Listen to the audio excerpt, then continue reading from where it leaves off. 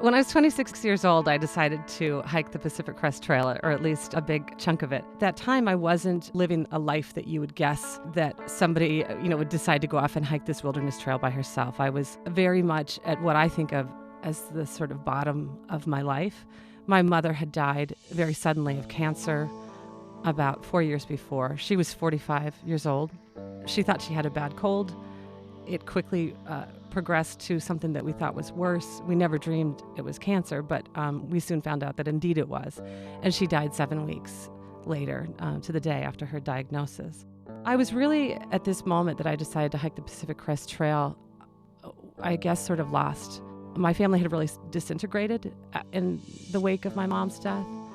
I had tried to keep us all together, but I didn't really have the sort of sustaining power that a mother has, and that I didn't know was there until after my mom died.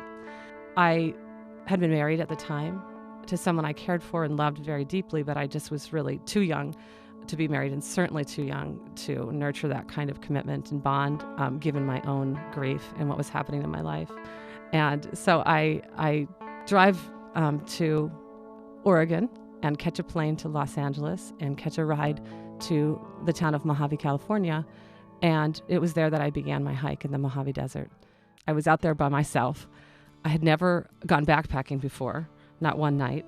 And I didn't really listen to any of the warnings that people had given me about weight and how it was really important to just be very, very, very careful about what to take. So I get out there and I have, ridiculous things like a saw that I don't know what exactly I was going to cut, but I had that. I had many other things.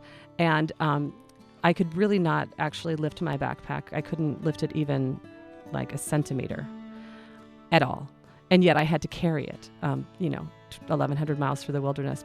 By the end of day 3, I was literally bleeding from various places on my body where the backpack made contact with my shoulders and my hips, and my feet were terribly blistered. And it was agony. When I wasn't thinking about those very immediate concerns, what was really happening inside of me is I was essentially coming to terms with my life. And things came up that were surprising. Of course, my mother's death was this huge thing for me. And I certainly thought about her a lot on the trail. But I also thought sometimes negative things about her. For the first time, I was really in touch with my sense of rage about her death. And of course, it doesn't make any sense that I would blame her. Of course, my mother wanted to live. And I realized that, later that I needed to do that to get to the other side of my grief. And there is no other side where you arrive on the shore and then you walk away and you're clean. But I certainly got to the other side of something so I could go on. And I think that the trail enabled me to do that. I finished my trip in a town called Cascade Locks on the Columbia River. It's just east of the city of Portland, Oregon, where I now live. And there's this place called the Bridge of the Gods that spans the Columbia River. And it's this beautiful bridge.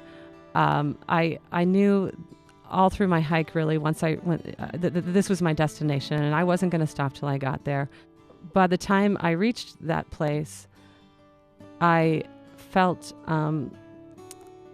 not transformed in this kind of neat arc of a way that I think that we sort of hope for or look for when we take a big journey such as the one I took. But I felt like I would never be at that bottom again, at that place I was when I began. Now I'm 43. I finished hiking the trail 2 days before my 27th birthday. And yet, now I look back and I can see that everything that I am is born of everything that I gathered back to myself on that trip.